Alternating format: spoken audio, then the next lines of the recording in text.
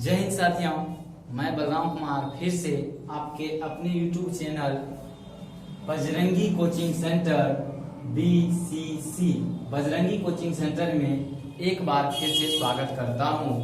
दोस्तों, आज हम व्याकरण के बहुत ही इम्पोर्टेंट टॉपिक सर्वनाम के बारे में पढ़ने के लिए जा रहे हैं। मैंने संज्ञा के बारे में अभी तक नहीं बताया है, वीडियो नहीं बनाया है। अगर आप सब कहिएगा तो मैं संज्ञा पर भी वीडियो बना दूंगा। पहले ये वीडियो देख लीजिए। अगर आपको सर्वनाम वाला वीडियो अच्छा लगे तो इसको दूर दूर तक पहुंचाइए। अभी तक मेरे एक ही वीडियो पे 1K व्यू आया है, बाकी सब वीडियो पे वही 500-400 आया है। तो आप सब अपना प्यार दिखाएं और मेरे चैनल को जो आगे बढ़ाते रहें। तो साथियों, आज जो मैं आपको टॉपिक बताने वाला हूं वह है सर्वनाम। देखिए, नाम से ही इसका परिभाषा बनेगा।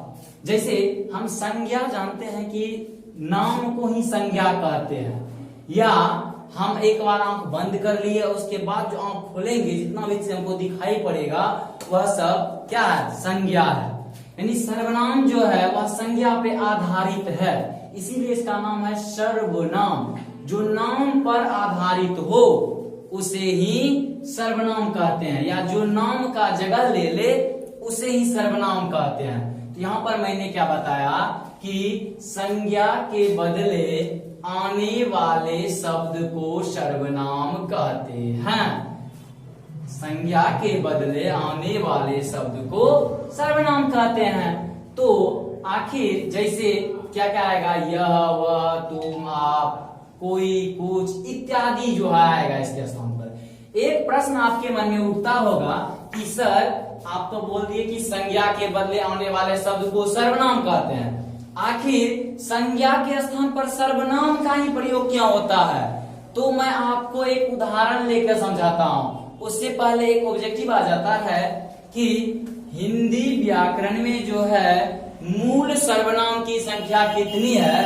तो हिंदी व्याकरण में मूल सर्वनाम की संख्या जो है वह 11 है। हिंदी व्याकरण में मूल सर्वनाम की संख्या 11 है। कौन कौन मूल सर्वनाम है? मैं, तुम, आप, यह, वह, जो, सो, कोई, क्या, कुछ और कौन। गिन लीजिए, 1 2 3 4 5 6 7 8 9 10 11। यहाँ पूछेगा कोई कि हिंदी व्याकरण में मूल सर्वनाम की संख्या कितनी है? तो 11। इसके बाद आपका प्रश्न आ जाता है कि सर, आप बोले कि संज्ञा के स्थान पर आने वाले शब्द को सर्वनाम कहते हैं, आखिर संज्ञा के स्थान पर ही सर्वनाम क्यों आता है? तो हम एक एग्जांपल लेते हैं। देखिए, यहाँ पर एक एग्जांपल है, मोहन बाजार गया। मोहन कहाँ गया? बाजार गया। मोहन सोहन से मिला। मोहन सोहन से मिला। सोहन का हाल चाल पूछा। यहाँ पर 3 वाक्य है। तीनों वाक्य में देख लीजिए कि हर एक जगह जो है नाम आ रहा है। नाम क्या? संज्ञा आ रहा है। पहला लेटर जो आ रहा है संज्ञा आ रहा है। ये देखिए, ये संज्ञा आ रहा है, जिसके कारण इस वाक्य की जो सुंदरता है वह नष्ट हो गई है। किसी भी वाक्य को हम सुंदर बनाने के लिए जो है संज्ञा के स्थान पर सर्वनाम का प्रयोग करते हैं। क्या? किसी भी वाक्य को सुंदर बनाने के लिए संज्ञा के स्थान पर सर्वनाम का प्रयोग किया जाता है। अब देखिए, इसका सही वाक्य क्या बनेगा? मोहन बाजार गया, उसे सोहन मिला, उसने उसका हाल चाल पूछा। क्या बना? एक बार ही मोहन आया है। अब देखिए, मोहन बाजार गया, उसे सोहन मिला, उसने उसका हाल चाल पूछा। यहाँ पर उसे क्या हो गया? ये उसे जो है यही सर्वनाम हुआ, और यहाँ भी उसने ही सर्वनाम हो गया। तो अब हम उम्मीद करते हैं कि आप समझ गए होंगे कि संज्ञा के स्थान पर सर्वनाम क्यों आता है। तो अब देखिए कि अब देखिए सर्वनाम के कितने भेद होंगे, अब मैं आपको बता रहा हूं। देखिए, अब क्या देख लेंगे हम सब कि सर्वनाम के कितने भेद होते हैं। भेद मतलब समझते हैं, जैसे एक माता पिता के जो है विभिन्न प्रकार के पुत्र या पुत्रियां होती है। लेकिन सबका नाम जो अलग होता है, किसी का मान लीजिए लड़की है तो राधा, लड़का है तो मोहन, ठीक उसी प्रकार सर्वनाम के भी जो है वह 6 भेद है, लेकिन सब भेद का नाम जो है वह अलग अलग है। तो हम सब भेद को अलग अलग तरीके से पढ़ेंगे। पहले देख लीजिए, पहला है पुरुषवाचक सर्वनाम। यहाँ पर देखिए नाम से स्पष्ट हो जाएगा, जिससे स्त्री या पुरुष का बोध, पुरुषवाचक सर्वनाम।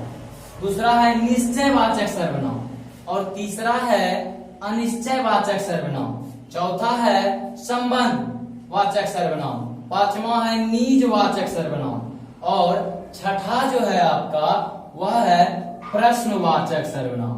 अब जो हम क्या करेंगे, सबसे पहले पुरुषवाचक सर्वनाम के बारे में पढ़ते हैं।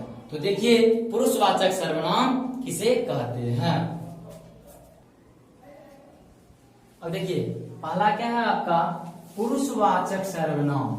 अब सबसे पहले पुरुषवाचक सर्वनाम से समझ लेते हैं। कहता है जिस सर्वनाम से बोलने वाले, सुनने वाले या जिसके बारे में कहा जाए उसका बोध हो, उसे पुरुषवाचक सर्वनाम कहते हैं।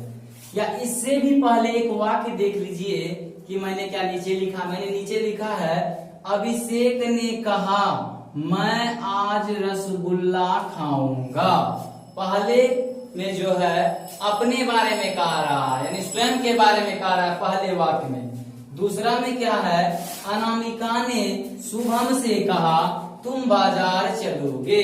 देखिए यहाँ पर जो है मैं दूसरे के बारे में बोल रहा हूं, तुम यानी कि दूसरे के बारे में यहाँ पर इस वाक्य में बोध हो रहा। और तीसरे में क्या है, गोलू के बारे में अमित ने कहा वह पढ़ने में तेज है। यहाँ पर दो व्यक्तियों का वार्तालाप हो रहा। यहाँ पर जो है वाक्य में दो व्यक्तियों का वार्तालाप हो रहा है, और यहाँ वह यानी कि किसी तीसरे के विषय में कहा जा रहा है। इसीलिए इस तीनों वाक्य को अगर आप देख लिए तो ये परिभाषा जो है एकदम इजी हो जाएगा आपको समझने के लिए।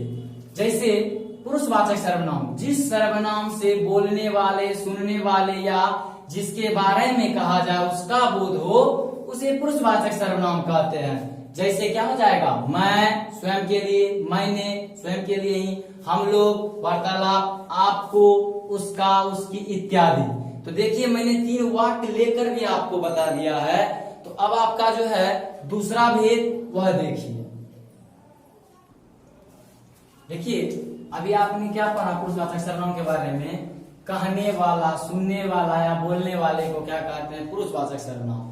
तो पुरुषवाचक सर्वनाम के भी जो है कुछ भेद होते हैं। तो पुरुषवाचक सर्वनाम के जो है 3 भेद होते हैं। कौन कौन, उत्तम पुरुष यानी कहने या बोलने वाले को उत्तम पुरुष कहते हैं। जैसे देखिए उत्तम पुरुष, कहने या बोलने वाले को उत्तम पुरुष कहा जाता है। जैसे मैं, मैंने, हम। जैसे मैंने आम खाया, यहाँ पर आम खाने का काम कौन कर रहा, मैं स्वयं कर रहा हूं। दूसरा है मध्यम पुरुष। दूसरा क्या है, मध्यम पुरुष। अब देखिए यहाँ पर है सुनने वाले को मध्यम पुरुष कहते हैं, यानी कि जो सुन रहा है वह मध्यम पुरुष हो गया। जैसे तुम, तू, आप। जैसे यहाँ है एक वाक्य, तू किधर गया था, इसमें दूसरे से पूछ रहा है कि तुम किधर गया था। तीसरा है अन्य पुरुष, यानी जिसके विषय में, कहने वाले और सुनने वाले के अलावा जिसके विषय में बोला जाता है उसको उत्तम पुरुष कहते हैं। या जिसके विषय में कहा जाए उसे अन्य पुरुष कहते हैं। जिसके विषय में कहा जाता है उसको अन्य पुरुष कहते हैं। जैसे ये, वे। जैसे एक वाक्य हम लिए एग्जाम्पल के तौर पर, वे मेरे पिताजी हैं। हम बता रहे हैं कि वे मेरे कौन हैं, पिताजी हैं। अब देखिए ये तो पुरुषवाचक सर्वनाम का हमने 3 भेद पढ़ लिया। अब जो सर्वनाम के अन्य भेद थे उसके बारे में पढ़ेंगे। देखिए दूसरा क्या है आपका निश्चयवाचक सर्वनाम। जिस सर्वनाम से किसी या जो किसी जिस सर्वनाम से किसी निश्चित व्यक्ति, वस्तु का बोध हो, उसे निश्चयवाचक सर्वनाम कहते हैं। यानी कि जिससे किसी व्यक्ति, वस्तु का निश्चित बोध होगा। संज्ञा यहाँ पर सर्वनाम में दे सकते हैं। जिस संज्ञा से किसी व्यक्ति, वस्तु का निश्चित बोध हो या जिस सर्वनाम से किसी व्यक्ति वस्तु का निश्चित बोध हो उसे निश्चयवाचक सर्वनाम कहते हैं। जैसे यहाँ आप देख सकते हैं, देखिए जैसे है यहाँ पर वह संदीप है, स्पष्ट हो रहा है कि वह कौन है, वह संदीप है। दूसरा है यह काली गाय है, स्पष्ट हो रहा है इस गाय का रंग कैसा है, तो काला है, यह काली गाय है। और तीसरा है वे कल में है। एक बार और देख लीजिए, जिस सर्वनाम से किसी निश्चित व्यक्ति या वस्तु का बोध हो उसे निश्चयवाचक सर्वनाम कहते हैं। जैसे वह संदीप है, यह गाय काली है, वे कल में है। अगला क्या है आपका अनिश्चयवाचक सर्वनाम, ठीक इसके विपरीत हो जाएगा। जिस सर्वनाम से किसी व्यक्ति वस्तु या कार्य के अनिश्चितता का बोध हो, यहाँ पर निश्चित था तो यानी निश्चित कार्य था या निश्चित व्यक्ति था, यहाँ पर अनिश्चय है तो यहाँ पर हो जाएगा अनिश्चितता का बोध हो उसे अनिश्चयवाचक सर्वनाम कहते हैं। जैसे आपका पहला ऑप्शन है कोई आया होगा, आपको पता नहीं है कि कौन आया है, फिर भी क्या कह रहे हैं, कोई आया होगा, पता नहीं है।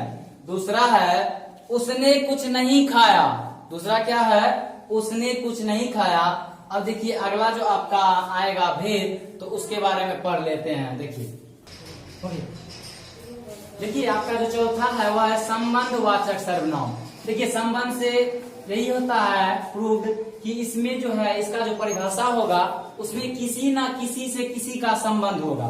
देखिए यहाँ पर है जिस सर्वनाम से संज्ञा या सर्वनाम शब्द का संबंध सूचित हो, यानी कि जैसे यहाँ पर है जो गा रही है वह अनामिका की बेटी है।